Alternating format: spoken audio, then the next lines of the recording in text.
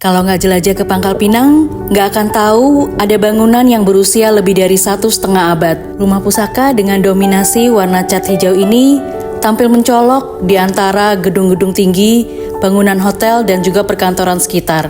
Pusat kota Pangkal Pinang sendiri sering disebut dengan Kampung Katak, karena banyak rawa-rawa dan banyak katak yang hidup di sekitarnya. Lihat di peta lawas tahun 1931, rumah Tionghoa pertama yang berlokasi di luar area pecinan. Rumah lawas ini memiliki perpaduan arsitektur panggung Melayu, arsitektur rumah kepung, atau gedung sebagai rumah margahaka, serta dibalut dengan sedikit nuansa gaya Eropa. Rumah ini diberi nama House of Lai atau Rumah Keluarga Lai. Rumah ini dibangun oleh generasi pertama keluarga Lai, yaitu Lai Fengzhou. Ia datang ke Bangka sekitar 1830-an dan diduga memiliki bisnis dagang pada masa itu. Lai Fengzhou atau Lai Xiaolong ternyata adik ipar dari Mayor Muntok, Chong Athiam. Untuk jelajah Muntok, teman-teman bisa lihat video aku keliling Kota Lame Muntok. Xiaolong kemudian mewariskan rumah kediamannya kepada Lai Namsen. Pada masa generasi kedua inilah, diperkirakan keluarga Lai mengalami masa kejayaan dan mempermegah rumah kediaman Lai. Dan bahkan memiliki pelabuhan bongkar muat barang di bantaran sungai belakang rumah mereka. Lai Namsen bahkan sempat menjadi opsir Tionghoa berpangkat kapiten untuk wilayah Koba pada tahun 1892 hingga tahun 1894. Generasi keluarga Lai selanjutnya yakni Lai Jitseong. Ia sukses sebagai pemilik bioskop surya melanjutkan bisnis keluarga dan ikut terlibat dalam pembangunan kota pada masa pemerintahan Hindia Belanda. Nah, yang bingung kapiten itu apa? Kapiten merupakan semacam jabatan titular yang diberikan pemerintah Belanda kepada tokoh Tionghoa tertentu untuk mengatur orang-orang Tionghoa yang dahulu didatangkan Belanda ke Bangka dari RRC. Yuk, kita jelajah ke dalam rumah Lai. Di dalam rumah, tampak berbagai peninggalan keluarga Lai Namsen tertata dengan rapi.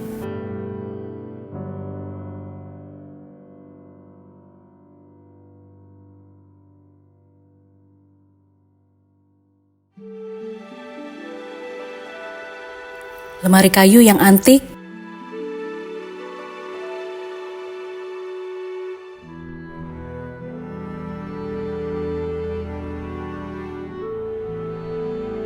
ada wastafel,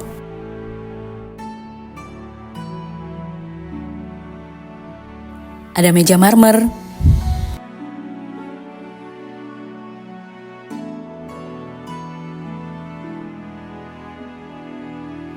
ada ranjang kuno dengan kelambu di sini. Wow, ada meja rias kuno di sini.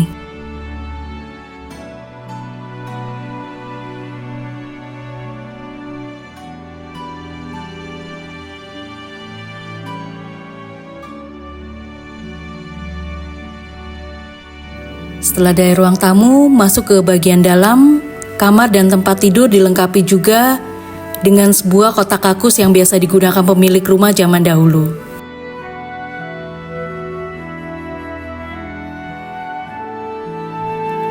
Ada mesin jahit, ada meja dan kursi lawas juga di sini.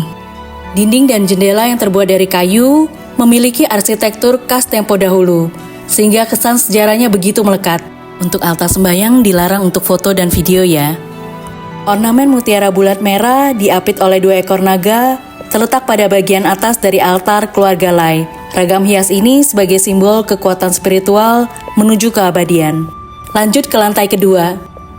Rumah ini menyimpan kenangan keberadaan keluarga Lai, salah satu marga terbanyak di Pangkal Pinang. Selain itu, rumah ini juga memfasilitasi pertemuan pengusaha Pangkal Pinang dengan para pejabat Belanda. Meja dan kursi saksi kegiatan masih terawat di lantai 2 rumah Lai ini. Mengutip Bangka Tribun News, Hongki Listiadi merupakan generasi kelima yang mewarisi rumah Kapitan Lai, mengungkapkan bahwa rumah ini sudah dibangun sejak tahun 1860-an atas nama Kapitan Lai Namsen dan sudah direnovasi menjadi besar sejak tahun 1890. Rumah yang saat ini kita lihat sudah hasil dari proses revitalisasi. Rumah yang telah berusia 164 tahun ini telah mengalami perubahan dan penambahan seiring perjalanan sejarah dan pergantian penghuninya. Pertambahan usia, faktor cuaca, dan kondisi iklim membuat bangunan ini mengalami kerusakan, pelapukan, hingga kehilangan elemen-elemennya. Di tahun 2014 dilakukan pendokumentasian, identifikasi berbagai kerusakan, dan rencana konservasi. Proses revitalisasi bangunan Rumah Lai mulai digarap tahun 2016, dilaksanakan oleh konsultan arsitek Danang Triatmoko. Pada akhir tahun 2018, Rumah Lai mulai beroperasi sebagai House of Lai yang berfungsi sebagai rumah marga Lai dengan beberapa unit bisnis.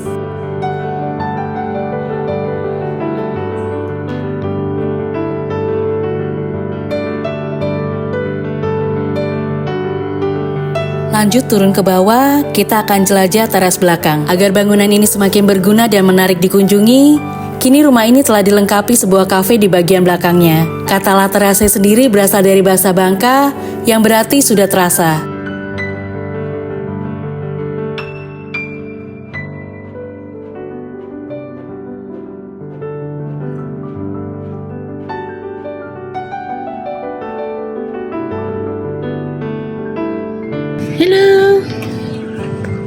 Halo, santai banget tuh di depan kopor.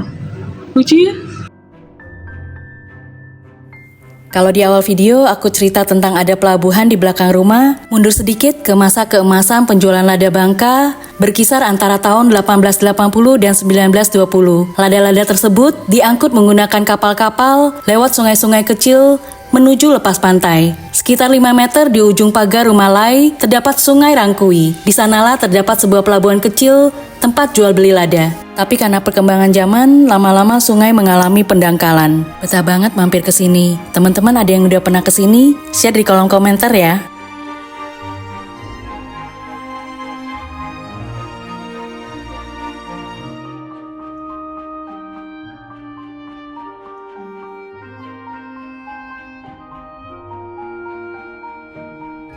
Selain ada kafe dan pusat oleh-oleh La Terrasse, di awal tahun 2015, istri dari Yongki Listiadi membuka gerai pamer batik Kampung Kata. Endang Sri Hastuti mengaku memulai kerajinan batik karena terinspirasi dari ragam hias Rumah Lai. Hasil batik pertama beliau terinspirasi dari motif sarung yang ada di lukisan foto nenek.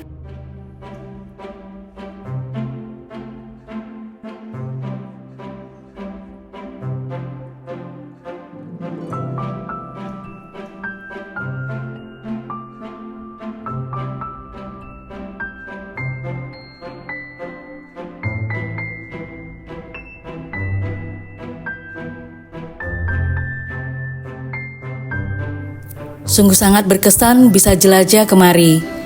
Rumah keluarga Lai dan altar mutiara tampaknya menjadi simbol usaha bersama keluarga untuk menjaga warisan keluarga yang bernilai. Kilau mutiara dan terangnya cahaya dari Rumah Lai tampaknya akan turut menerangi perjalanan sejarah Pulau Bangka yang pernah menjadi surganya penambang timah dan pemburu rempah lada.